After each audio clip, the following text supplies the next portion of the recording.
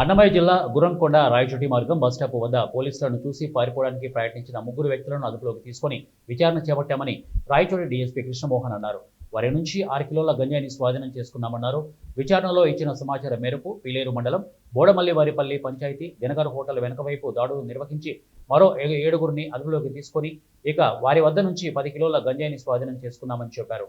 ఎక్కడి నుంచి గంజాయి అక్రమ రవాణా చేస్తున్నారు, మూలాలు ఏంటి అనే కోణంలో విచారిస్తున్నామని డీఎస్పీ తెలిపారు. పట్టుబడిన గంజాయి విక్రయే తల నుంచి 10 సెల్ ఫోన్లు స్వాధీనం చేసుకుని రిమాండ్కు పంపించినట్లు డీఎస్పీ వివరించారు. గంజాయి అక్రమ రవాణాకు పాల్పడిన విక్రయించిన కఠిన చర్యలు తీసుకుంటామని డీఎస్పీ హెచ్చరించారు. ఈ కేసులో చురుగ్గా వ్యవహరించిన వాల్మీకిపురం సిఐ ప్రసాద్ బాబు, గుర్రంకొండ ఎస్ఐ చంద్రశేఖర్, ఇతర సిబ్బందిని ఎస్పీ విద్యాసాగర్ నాయుడు ప్రత్యేకంగా అభినందించారు. మీకు ఇప్పటికి కూడా ఎవరికైనా ఇన్ఫర్మేషన్ ఉంటే మాకు తీసుకొని వస్తే వాళ్ళని కూడా మనం పట్టుకోవడం జరుగుతుంది. తగ్గడం లేదు కానీ పెరుగుతూనే ఉన్నాయి. గుర్రంకొండ ఇప్పటికీ ఇది 4వ కేసు ఇట్లా.